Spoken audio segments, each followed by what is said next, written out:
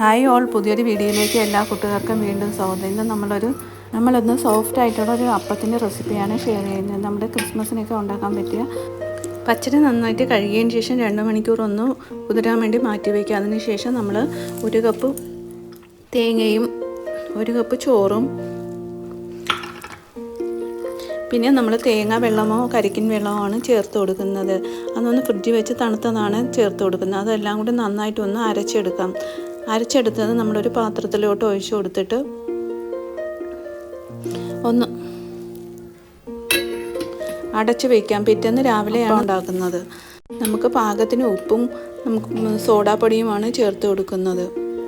ഉപ്പൊന്ന് ഇട്ട് കൊടുക്കാം. എന്നിട്ട് അതിന് ശേഷം നമുക്ക് നന്നായിട്ടൊന്ന് മിക്സ് ചെയ്തെടുക്കാം. ചട്ടി നന്നായി ചൂടായി വരുമ്പോൾ ഓരോ തവി വീതം കോരി വെച്ച് നമുക്ക് കൈ വെച്ച് ഒന്ന് ചുറ്റിച്ചു കൊടുക്കാം. അപ്പം കൈ വെച്ചൊന്ന് ചുറ്റി കഴിയുമ്പോഴത്തേക്കും നമുക്ക് പെർഫെക്റ്റായിട്ട് അപ്പത്തിൻ്റെ ഷേപ്പിൽ കിട്ടും. അതിന് ശേഷം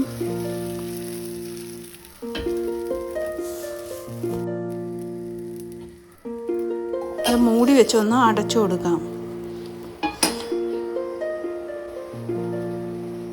നമുക്ക് നല്ല പെർഫെക്റ്റായിട്ട് കിട്ടിയിട്ടുണ്ട്. ഇതുപോലെ ഒന്ന് ട്രൈ ചെയ്ത് നോക്കണേ.